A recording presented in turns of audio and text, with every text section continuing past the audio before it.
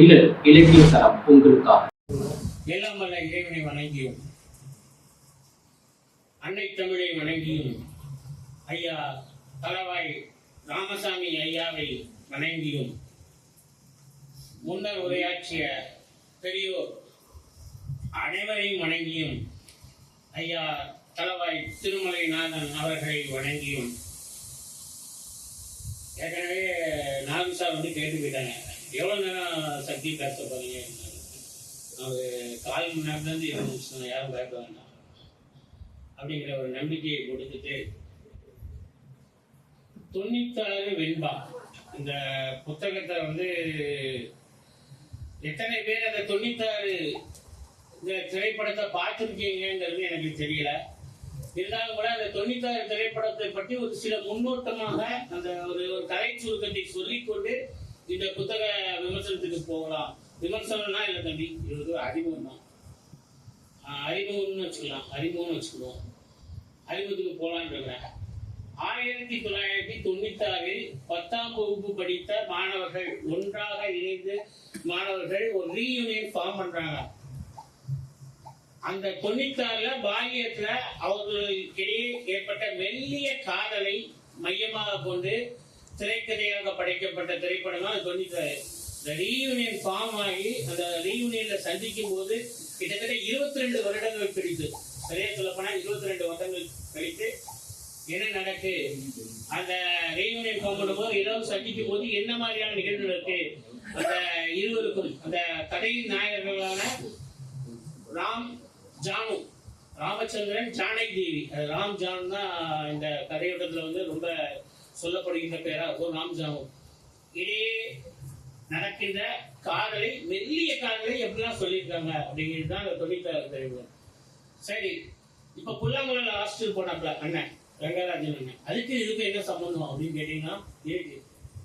அந்த திரைப்படத்தில் கதாநாயகியான ஜானு என்கிற ஜானகி தேவி அவர்கள் அந்த யமுனை ஆற்றிலே பாடலை அந்த ஜானகி அம்மா குரல்ல ரொம்ப அழகா பாடிட்டு இருப்பாங்க பள்ளி காலத்துல. அதை இந்த பாடல் வரும். அதுக்கு ஒரு முன்னோட்டமா தான் அண்ணா அதை வாசிச்சாங்க. அது அந்த கருத்தை நான் சொல்லிட்டேன். அப்படி ஒரு இது இதெல்லாம் விட நேற்றுக்கு இந்த புத்தகத்துக்கு முன்னோட்டமா நானும் அன்பண்ணன் காந்திமதி வேலுங்க ஒரு பதிவு போடலான்னு அர்த்தம். என்ன செய்யலாம் சக்தி அப்படின்னு கேட்டாங்க. ஒன்றும் இல்லைண்ணா, நம்ம பேசுவோம், அலைபேசியில பேசுறத ஒரு காணொலியா எடுத்து போடுவோம். காணொலியா எடுத்து போட்டு அது எத்தனை பேர் சேர்ந்தோ இதுன்னு. அப்ப நான் சில கேள்விகள்லாம் கேட்பேன், தம்பி நீங்க அதுக்கு பதில் சொல்லணும் அப்படின்னாங்க. சரிண்ணா கேளுங்க அப்படின்னேன். அது சரி தம்பி, அது எப்படி இப்படி எழுதினாப்ல வெண்பா, எப்படிலாம் இருக்கு, அது எப்படி அமைச்சாப்ல, 96 வெண்பா எழுதியிருக்காங்களா, 96 படத்தை மையமா கொண்டு எழுதியிருக்காங்க, இது முன்னாடி வேற யாரும் எழுதியிருக்காங்களா?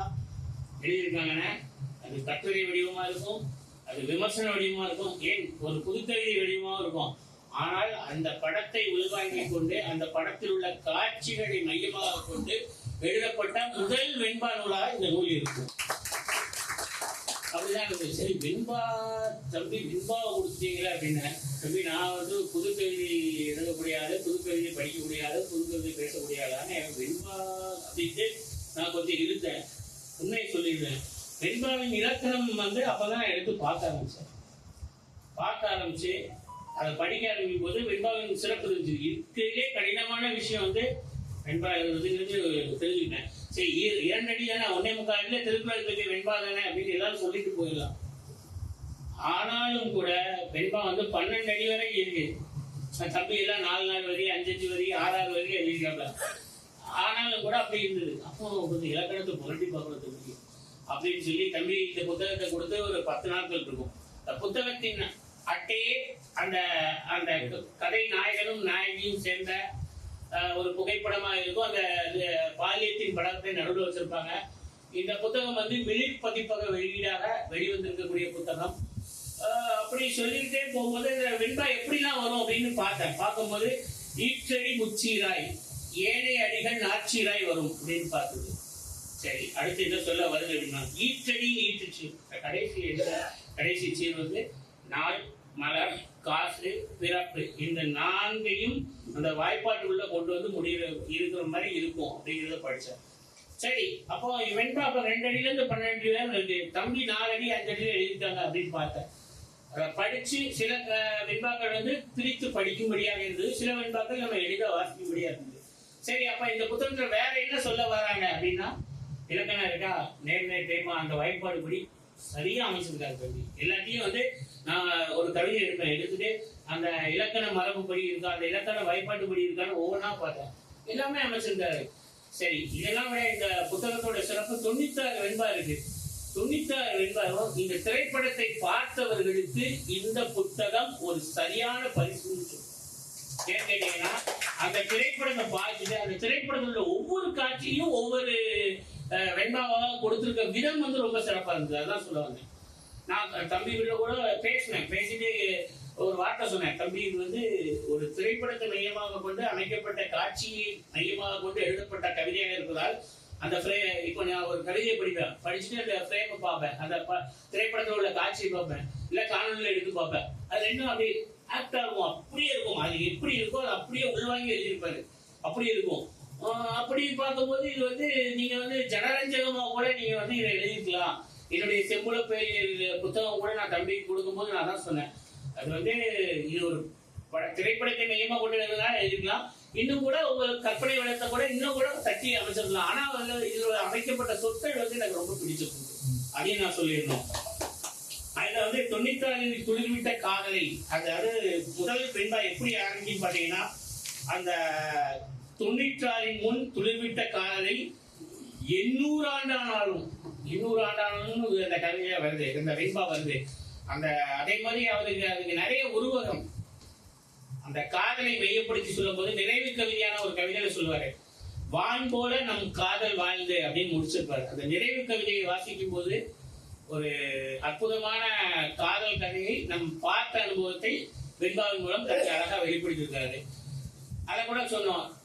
தம்பி நான் பேசும்போது கூட ஒரு விஷயம் கேட்டேன், தம்பி இந்த நல்லா பாத்தீங்கன்னா நிறைவேறாத காதல் தான் அந்த திரைப்படம் சொல்லுவது, நிறைவேறாத காதல் தான். இது ஒரு தோல்வியான இதுதானே அப்படின்னு சொன்ன மாதிரி சொன்னேன். தோல்வியான இதுதானே, ஆனா அது 2ஆம் பாகத்துல அது வெற்றியா முடியலாம், அது எப்படி அமைக்க போறாங்க இயக்குநர்கள் தெரியல அப்படின்னு சொன்னாரு.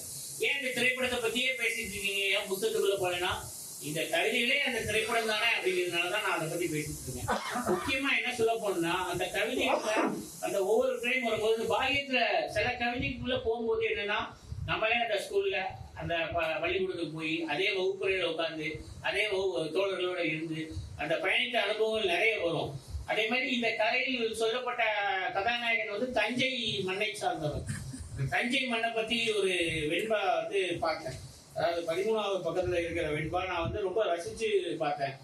அந்த தஞ்சை என் ஊர் அப்படின்னு முடியும். அந்த வெண்பா பார்த்தீங்கன்னா, வழிகாட்டி சொல்லும் வழி செல்லாதே, என் வழியில் இனி செலுத்து வண்டி இது, அந்த கண்ணாடி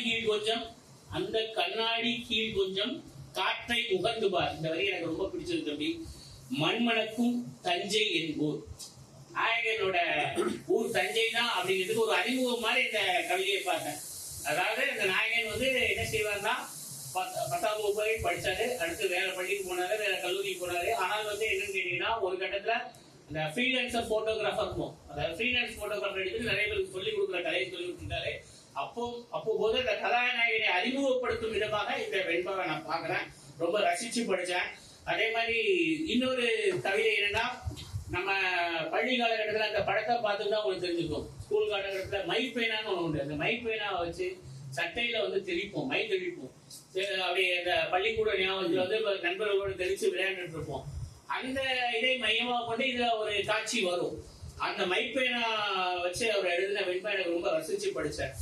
மறவாதே என்று சொல்லி மையடித்து சென்றாய், மறவாதே என்று சொல்லி மையடித்து சென்றாய், மறவேனே மறவேனே என்று முனைமானே அறிவேன், மறவேனே என்று முனைமானே அறிவேன், முழுவாண்டு தேர்வு முடிந்த பிரிவு, முழுவாண்டு தேர்வு முடிந்த பிரிவு, முழு ஆயுள் நீடுவென்று முன்பு.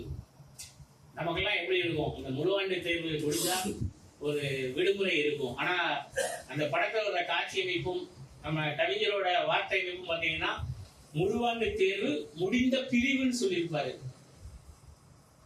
அதுதான் அந்த அந்த காட்சி, அந்த உலக தேர்வு முடிஞ்சோடனே என்ன நடக்குங்கிறத அந்த காட்சியில அந்த திரைப்படத்துல பார்த்துருந்தீங்கன்னா உங்களுக்கு நிச்சயம் இந்த வெண்பா நிச்சயம் பிடித்திருக்கும். அதே போல அந்த அந்த கதாநாயகன் ராம் ஜானகி வந்து அந்த பள்ளிக்கூடத்துல வந்து இருக்கும்போது ரொம்ப கதாநாயகன் வந்து தயங்கி தயங்கி நிற்பாப்ல, ஏதோ சொல்ல வரணும்னு நினைப்பாப்ல, ஆனா சொல்ல மாட்டாப்ல. அந்த சூழல்ல வந்து ஜானகியோட ஒரு நடக்கிற உரையாடல் வந்து ஒரு வெண்பா அமைச்சிருப்பாரு. அது என்ன அப்படின்னு பாத்தீங்கன்னா, என்னிடம் கேட்க உனக்கேதும் உண்டா, என்னிடம் கேட்க உனக்கேதும் உண்டா, என்ன அச்சமாக இருக்கிறதா, நன்றாய் எதையும் எண்ணி கோட்டை விடாமல் படி நீ, இதை சொல்லவே வந்தேன் நீங்க. அதாவது அந்த இருப்பாப்ல அந்த சூழல்ல வந்து பாத்தீங்கன்னா இந்த கதாநாயகியை கூப்பிட்டு அந்த ஜானகி வந்து ராம கூப்பிட்டு ஒரு வார்த்தை சொல்லுவாங்க, என்ன உங்களுக்கு பேச வேண்டியிருக்காங்க, பேசுறதா நீ பேசு, தயங்காம பேசு, ஆனா முதல்ல உனக்கு என்னதான் முக்கியம், படிப்பு தான் முக்கியம், நீ படி அப்படிங்கிற மாதிரி ஒரு காட்சி அமைப்பு வந்திருக்கும். அதற்காக அவர் எழுதிய வெண்பா தான் அது. அதே சூழல்ல இது வந்து நிறைய சூழல் நமக்கும் இந்த மாதிரி வந்திருக்கும். அந்த இது நீங்க திரைப்படத்தோட மட்டும் ஒட்டி பார்க்க வேண்டாம், பாலியத்துல வந்து நமக்கு கூட இந்த மாதிரி ஒரு சூழல் நேர்ந்திருக்கும். ஐயா தலையசைகளை பார்த்தா நிறைய நடந்திருக்கும்ங்கிறது தெரியுது. அப்படி வந்து நிறைய சூழல் வந்து நம்ம சந்திச்சிருப்போம். அப்படிதான் இந்த வெண்பாக்கள் ஒவ்வொன்றும் நகருது. ஒரு கட்டத்துல கதாநாயகன் வந்து முடியெல்லாம் வெட்டி சேவெல்லாம் பண்ணி ரொம்ப அழகா வந்து அந்த கதாநாயகி முன்னாடி நிற்பாங்க. அதையும் கூட இவர் வெண்பாவாக ரொம்ப அழகா படைத்திருக்கிறார். நான் சொல்ல சொல்ல அந்த காட்சியை நீங்க வந்து இப்ப நான் சொன்ன கல்வியில எடுத்து பாத்தீங்கன்னா அங்க ஒரு காட்சி இருக்கும். அந்த காட்சி எடுத்து பாத்தீங்கன்னா ரெண்டும் அப்படியே வந்து இருக்கும். அது வந்து அப்படியே மாறாமல் கொடுத்திருப்பாரு வெண்பாவா. அந்த இது பார்த்தா 10ஆம் வகுப்பு படிக்கின்ற பையன் போல் மொத்தமாய் மாற்ற முடிதிருத்தி கட்டியின்றி மீசையும் தாடியும் மெல்ல மழித்த பின் ஆசையாய் கண்டேன் அழகு. அவர் வந்து நிப்பார், அப்படி ஸ்கூல் பையன் மாதிரி வந்து நிப்பாப்ல. அப்படிங்கிற சொன்ன வெண்பா வந்து நான் ரொம்ப ரசிச்சு படித்தேன். அதே மாதிரி இன்னொரு வெண்பா வந்து ரொம்ப இதா இருந்தது. நான் வந்து 96 வெண்பாவையும் படிச்சுட்டேன். அதுல ஒரு சில வெண்பாக்களை தான் முன்னோட்டமா உங்களுக்கு சொல்லிட்டு இருக்கிறேன். குறிப்பா வந்து இதுல தம்பி ஒரு இது பார்த்தேன். ஒவ்வொரு வெண்பாக்கு போகும்போதும் அந்த வெண்பாவை போட்டு தமிழ்ல அந்த வெண்பாவோட என்ன குறிப்பிட்டு இருப்பாரு அந்த புத்தகத்துல. நான் வந்து கூர்மையா படிக்கும் போது பார்த்தேன், தமிழ்ல அந்த எண் கூட தமிழ்ல அந்த நம்பராகவும் இருக்கும், எண்ணாகவும் இருக்கும். அதே சூழல்ல தமிழ்ல அந்த எண்ணோட இதையும் கொடுத்திருந்தாரு.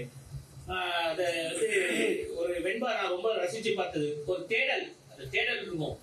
கதாநாயகன் வந்து கதாநாயகி தெரியாம பார்த்துட்டு போறது கூட ஒரு தேடல். அந்த தேடலை கூட எப்படி ரொம்ப நளினமா ஒரு வெண்பாவா சொல்லியிருக்காரு பாருங்க.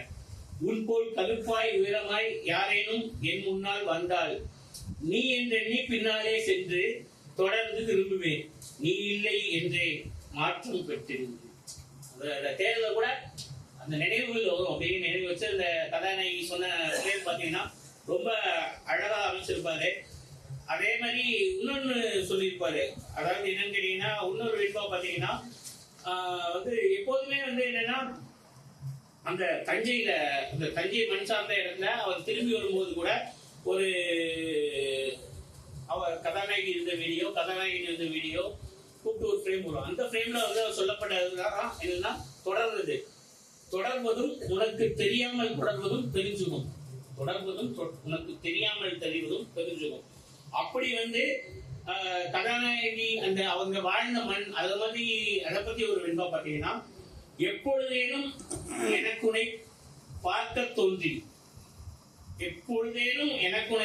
தோன்றி அப்பொழுதே தஞ்சையை சென்றடைவேன், அப்படியே உன் பின்னால் நான் வருவேன், உன்னுடைய வீடு வரை உன் முன் வராமல் ஒளிந்து. அந்த மெல்லிய காதல கூட எப்படி சொல்லியிருக்காங்க பாருங்க. நிறைய பார்க்க வருவாரு, தெரியாம பார்க்க வருவாரு, தெரியாம பார்த்துட்டது கூட அவங்களுக்கு தெரியாது. அந்த ஃப்ரேம் அதில் இருக்கும். அதை மையமா கொண்டு எழுதப்பட்ட வெண்பாவை தான் அந்த வெண்பாவை பார்க்குறேன். அதே மாதிரி இன்னொன்று, இது வந்து இந்த வெண்பா வந்து நிறைய பேருக்கு பொருந்தும்னு நினைக்கிறேன். என்ன காரணம் அப்படின்னா, தமிழ் படிக்கணும்னு நினைச்சிருப்பாங்க, ஆனா தமிழ் படிச்சிருக்க மாட்டாங்க, வேறொரு துறையை எடுத்து படிச்சிருப்பாங்க. அப்படிதான் இந்த கதாநாயகனும் அப்படிங்கிறது சொல்லப்பட்ட வெண்பா. அது கதாநாயகன் மட்டும் இல்ல, பல கதாநாயகர்கள் இருக்காங்க. ஏன் என்ன கூட நான் சொல்லிக்கலாம். என்ன காரணம்னா, நானும் தமிழ் படிக்கணும்னு நினைச்சேன், நீங்க அதுல சொன்ன கணினி அறிவியல் தான் நானும் படிச்சிருக்கேன். அதையும் சொல்லிடுறேன். ஜனனி கிடைச்சா இப்ப ஜனனி என் போன்ல பாத்தீங்கன்னா ஜான் தான் வச்சிருக்கேன். உண்மையை சொல்லிடுறேன். சரியா? நிச்சயம் அந்த உண்மையை சொல்லணும்ல. அது வந்து தமிழ் இலக்கியம் படிக்கத்தான் விருப்பம் கொண்டாய், தமிழ் இலக்கியம் படிக்கத்தான் விருப்பம் கொண்டாய், அமையவில்லை வாழ்வில் அதுவும் சுமையாய், கணினி அறிவியல் கற்க உன் தந்தை திணித்ததால் கல்லூரியில் சேர்த்து. பாருங்க, அதுதான் பார்த்தேன். அதை பார்க்கும்போது நிறைய ராமச்சந்திரர்கள் இருக்காங்க, நிறைய ஜானுக்களும் இருக்காங்க. நிச்சயம் இந்த கவிதை இந்த படத்துக்கு மட்டும் இல்ல, நிறைய மனிதனுடைய வாழ்க்கைக்கும் தோன்றும். அதே மாதிரி ஒரு கட்டத்துல வந்து அந்த கதாநாயகி போயிருந்தாங்க, அந்த நிறைவேறா காதல் அடிக்குது. அப்படி இருக்கும்போது அந்த கதாநாயகி வந்து ஒரு ஆறுதல் வார்த்தை சொன்னா எப்படி இருக்கும் அப்படிங்கிற மாதிரி ஒரு வெண்பா. அந்த ஃப்ரேம் பாத்தீங்கன்னா, உனக்குன்னு ஒரு லைஃப் தெரியும், உனக்குன்னு ஒரு லைஃப் இருக்கு, அந்த லைஃப்பை பார்த்துக்கோ அப்படிங்கிற மாதிரி சொல்லி எழுதப்பட்டதாக உள்ள வெண்பா. 90வது பக்கத்துல இருக்கிற வெண்பா. நான் அந்த வெண்பாவை ரசிச்சு பார்த்தேன். இது வந்து இதுவும் இந்த வெண்பாவும் எப்படின்னு கேட்டீங்கன்னா, எல்லா மனிதர்களுக்கும் எல்லா சூழலுக்கும் பொருந்துமான அமையப்பட்ட வெண்பா. இது வந்து அந்த திரைப்பட இயக்குனரும் அதை பொறுத்து தான் வச்சிருப்பாருன்னு நினைக்கிறேன். நிச்சயம். ஒன்று நான் சொல்வேன், ஒழுங்காக கேள் நீயும், என்றும் இருக்காதே இப்படியே, என்றும் இருக்காதே இப்படியே, நன்றாய் ஒரு குடும்பம் வேண்டும், உனக்கென்றோர் பெண்ணை திருமணம் செய்து கொள்ள தேடு.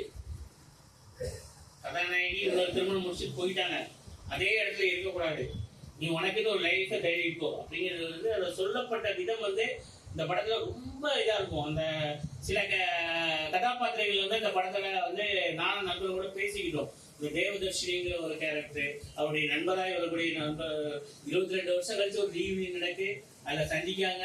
இவங்களுடைய மெல்லிய காதல் எப்படி இருக்கும், அந்த கதாநாயகிக்கு ஏற்கனவே திருமணம் முடிஞ்சது, ஆனா இந்த கதாநாயகன் அதே மனதோடு இருக்கிறார், அவருடைய பார்த்ததுக்கு என்ன நடக்கும் அப்படின்னு சுவாரஸ்யமா சொல்லியிருப்பாங்க இந்த படத்துல. அப்படி உள்ள வெண்பாளர் தான் இவர் சொல்றது வந்து என்னதுன்னா, அந்த கதாநாயகன் வேற ஒரு திருமணம் செஞ்சுக்கோ, உனக்கு லைஃப் இருக்குன்னு சொல்லப்பட்ட வெண்பாளர் தான் அந்த வெண்பாவை பார்க்கிறேன். அதே மாதிரி அந்த நிறைவு கவிதைகள் 2 கவிதை இருக்கு. பாத்தீங்கன்னா அது ரொம்ப நான் படிச்சேன். அது என்னன்னு பாத்தீங்கன்னா, ஒரு இனிய சந்திப்பு முடியும் தருவாயில் அதன் நினைப்புகள் எப்படி இருக்கும் கேட்டீங்கன்னா, வானில் பறந்த மாதிரி இருக்கும், வானில் பறக்கிற மாதிரி இருக்கும், ஒரு திருவிழா மாதிரி இருக்கும். அதுக்காக ஒரு எழுதுற வெண்பா வந்து நான் ரொம்ப ரசிச்சு படிச்சேன். எல்லாரும் வந்து ஒரு ரீயூனியன் நடக்கு, இந்த ரீயூனியன்ல சந்திக்காங்க, 2 மெல்லிய காதல் நடக்கு. அந்த காதல் அப்புறம் அவங்க 2 தனித்தனியா பேசட்டும்னு நினைக்கிறாங்க. அந்த சூழல்ல அந்த நாள் எப்படி இருந்ததுன்னு சொல்லப்பட்ட வெண்பாவை தான் இந்த வெண்பாவை பார்க்கிறேன். இன்று ஒரு நாள் சந்தித்தோம், இன்று முடிந்ததுவே, என்னை விட்டு போகின்றாய், என் செய்வேன், நானும் தான் இந்த ஒரு நாளுக்காய் காத்திருந்தேன், வானில் பறந்து வர.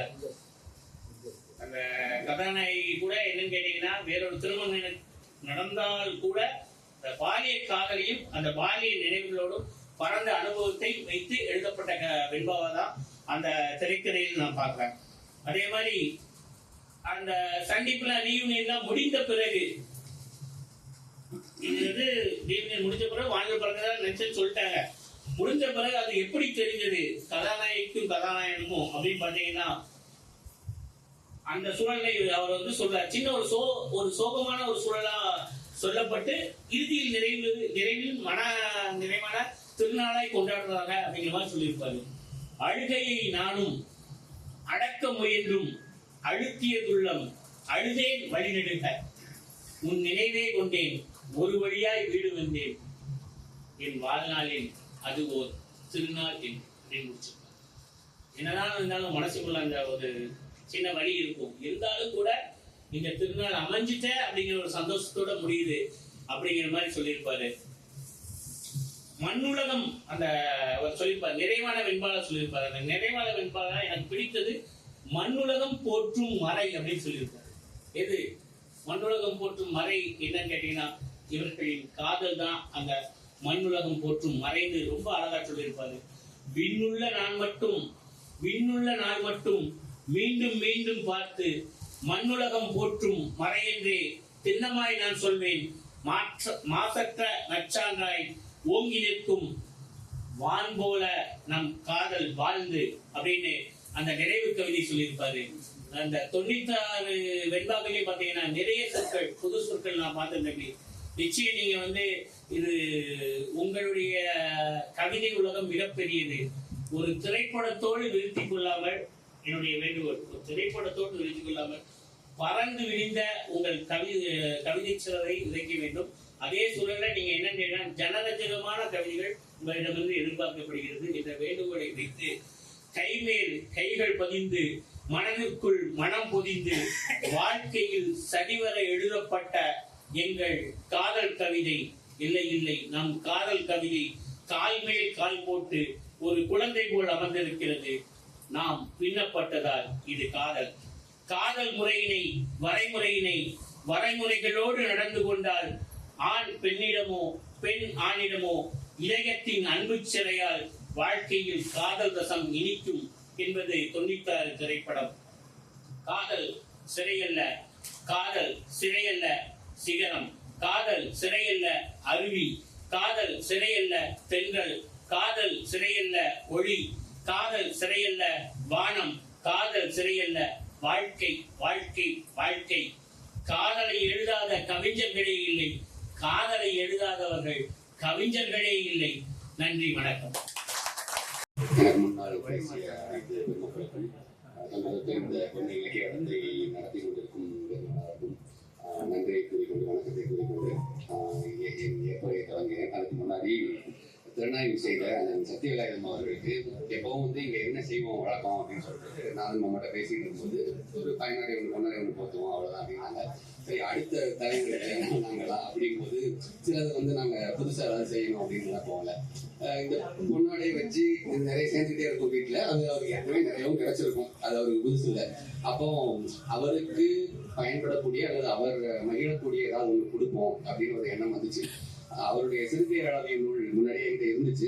கவிதை அவ்வளவா எனக்கு படிக்கிற பழக்கம் கிடையாது. செய்யுள் படிப்பேன், நான் கவிதை படிக்கிற பழக்கம் கிடையாது. ஏன்னா கவிதைகள் நிறைய நேரத்தில் எனக்கு பொருள் விளங்காது அப்படின்ற ஒரு எனக்கே ஒரு நம்பிக்கை உண்டு. அதனால அவ்வளவா படிக்கிறது கிடையாது. கொஞ்ச காலமா படிச்சுக்கிட்டு வரேன். அதுல எளிமையா விளங்குற கவிதைகளும் இருக்கு, படிமங்கள் வச்சு சொல்ற கவிதைகளும் இருக்கு. படிமங்கள் வச்சு சொல்ற கவிதைகள் இவங்க எழுதினாதான் படிப்போம் அப்படின்ற ஒரு செட் ஆயிடுச்சு. ஏன்னா மற்றவங்க எழுதுனது முதல்ல நமக்கு விளங்காது. அவங்க எழுத்தை தொடர்ந்து படிச்சாதான் என்ன சொல்ல வர்றாங்க அப்படின்றது விளங்குது. படிமங்கள் இல்லாத கவிதைகள், கவிதை அப்படின்ற சொல்லே அயற்சொல் அப்படின்றதுனாலதான் நம்ம வெண்பா பக்கம் ஜெயில் பக்கம் வந்தது. இப்பதான் கொஞ்சம் கொஞ்சமா பொருள் விளங்கக்கூடிய எளிய கவிதைகள் கொஞ்சம் படிச்சுட்டு வரேன். அந்த வகையில நம்ம ராஜபாளையம் கண்மீராசான கவிதைகள் ஒன்று என் பெயர் எழுதிய அரிசி அப்படின்ற ஒரு கண்மையில படிச்சேன். அது ரொம்ப எளிமையா இருந்துச்சு. சரி, இப்போ அண்ணன் திறனாய்வு பண்றாங்க, என்ன கொடுக்கலாம் அப்படின்னு பார்க்கும்போது அவங்க கவிதை எழுதுறவங்க, அப்போ கவிதை புத்தகம் கொடுக்கலாம் அப்படின்னு நினைக்கும்போது நான் முதல்ல அந்த புத்தகம் நினைச்சேன். அப்புறம் அது இருக்குமா இருக்காதா அப்படின்ற ஒரு கேள்வி வந்துச்சு. அன்னைக்கிட்டையும் கேட்டேன், இருக்கிறதுக்கு கண்மீராசானே கொடுக்கணும்னு சொல்லி தலைமுறை கொடுத்தாங்க அப்படின்ற ஒரு செய்தியும் சொன்னாங்க. சரி, அடுத்ததான் என்ன கொடுக்கலாம் அப்படின்னு பார்த்தா அவருடைய புனைப்பெயர் நெருப்பு விழிகள் அப்படின்னு வச்சிருக்காரு இல்லையா. ரஜினின்றது நீ வாங்கின பட்டமா அப்படின்னு ரஜினி முருகன் கேட்ட மாதிரி நெருப்பு விழிகள்னா என்னென்ன அப்படின்ட்டு கேட்டேன் முதல்ல. அப்போ பாரதியார் அவர் பாட்டு பாடும்போது, புரட்சி கவிதைகள் பாடும்போது அவருடைய விழிகள் நெருப்பு விழிகளா இருக்கும். அதை என்னுடைய புனைப்பெயரா சேர்த்துக்கிட்டேன் அப்படின்னு சொல்லி சொன்னாங்க. அப்போ பாரதியார் பிடிச்சிருக்கு அப்படின்னா அவர் தொடர்பா என்ன கொடுக்கணும்? பாரதியார் கவிதைகள் எல்லாருமே கொடுத்துருப்பாங்க. பாரதியார் வாழ்க்கை வரலாறு ஆத்தன்டிக்னு ஒரு 5 பேர் எழுதுனது சொல்லுவாங்க. செல்லம்மாள் பாரதி, அப்புறம் சகுந்தலா பாரதி, யதுகிரி அம்மாள், ராமசாமி ஐயங்கார், பாரதிதாசன். இந்த 5 பேர் எழுதுனது அவங்க நேரடியா பழகினவங்க அப்படிங்கும்போது இது ஆத்தன்டிக்னு சொல்றாங்க. இதுல பாரதிதாசன் குழல் மட்டும் இன்னும் எனக்கு கிடைக்கல, அது மட்டும் நூல் கிடைக்கல, தேடிக்கிட்டு இருக்கேன். மற்ற நாளும் இருந்துச்சு. சரி, அதுல செல்லம்மாள் பாரதி எழுதுனது கண்டிப்பா இருக்கும்னு நினைச்சேன். அதே மாதிரி அண்ணனும் இருக்கு அப்படின்னாங்க. அப்போ ராமசாமி ஐயங்கார் எழுதுனது அவ்வளவு எளிதா கிடைக்கிறது இல்லை. சரி, அந்த நூலை இன்னைக்கு பரிசா கொடுக்கலாம் அப்படின்னு நினைச்சேன். அதை கொண்டு வந்துருக்கேன். முதல்ல அதை கொடுத்துறேன். அடுத்த நாளும் எழுதணும்னு தோணுச்சு. ஏற்கனவே வெண்பா பயிற்சியில் இருந்தேன் நான். எனக்கு இலக்கணம் சொல்லி கொடுத்தவங்க என்ன சொன்னாங்கன்னா, நீ ஒரு 1000 செய்யுளாவது எழுதி 1000 வெண்பாவது எழுதி அதை குப்பையில போடணும்.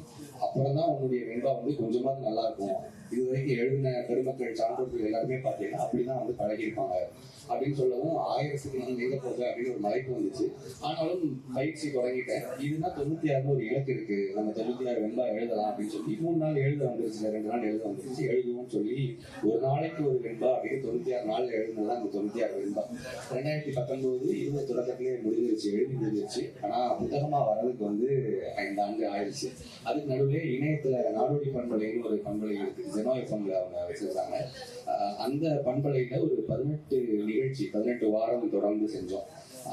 கூட யாராவது ஒருத்தர் பேசுற மாதிரி அந்த படத்தை பத்தி இல்ல அவங்க காதலை பத்தி, சில காதல் சேர்ந்துருக்கும், சில காதல் பிரிஞ்சிருக்கும், சிலர் வந்து அவங்களுடைய பசங்களுக்கு இதை படிக்க கொடுத்துருப்பாங்க. அவங்க வந்து சென்ற தலைமுறையா இருப்பாங்க, இந்த தலைமுறையில வளர்ந்து வர்ற கல்லூரி படிக்கக்கூடிய அவங்களுடைய மகன்களுக்கு இதை கொடுத்து படிக்க சொல்லியிருந்தாங்க. அந்த அனுபவங்களை எல்லாம் பகிர்ந்துக்கிட்டாங்க. அந்த மாதிரி ஒரு 18 வாரம் அந்த நிகழ்ச்சி போச்சு. அதுக்கப்புறம் மறுபடியும் சரி புத்தகமா போடலையா அப்படின்ற ஒரு கேள்வி வந்துச்சு. அதுக்கு நடுவில் ஒரே ஒரு செய்தி, இந்த காதல் வந்து வெற்றியா தோல்வியா அப்படின்னு ஒரு கேள்வி. தோல்வி அடைஞ்ச காதல் தானே அப்படின்னு அண்ணன் பேசுனதா சொன்னாங்க. ஆனா இத்தனை பேர் கொண்டாடுறோம், அப்புறம் எப்படி தோல்வி அடைஞ்ச காதல் அப்படின்னு ஒரு கேள்வி இருக்கு. இன்னொன்னு, இதை எப்படி வெற்றியா இந்த படத்தை முடிக்க முடியும்? அவளுக்கு கல்யாணம் திருமணம் ஆயிடுச்சு, ஒரு குழந்தையும் இருக்கு. அப்போ அதை வந்து நம்ம எந்த காரணத்தை கொண்டும் அதை டிஸ்டர்ப் பண்ணக்கூடாது. அது அதன் போக்குல போகும். இவனுக்கு வாழ்க்கை வேணுமா வேணாமான்றது இவனுடைய முடிவு. அவ வந்து இவனுக்கு ஒரு வாழ்க்கை குடும்பம் வேணும்னு நினைக்கிறா. அது என்னவா ஆகுது அப்படின்றத அடுத்த பார்ட் 2வது பகுதி வருதுன்னு சொல்றாங்க படத்துக்கு. அந்த பகுதியில நம்ம பார்ப்போம்.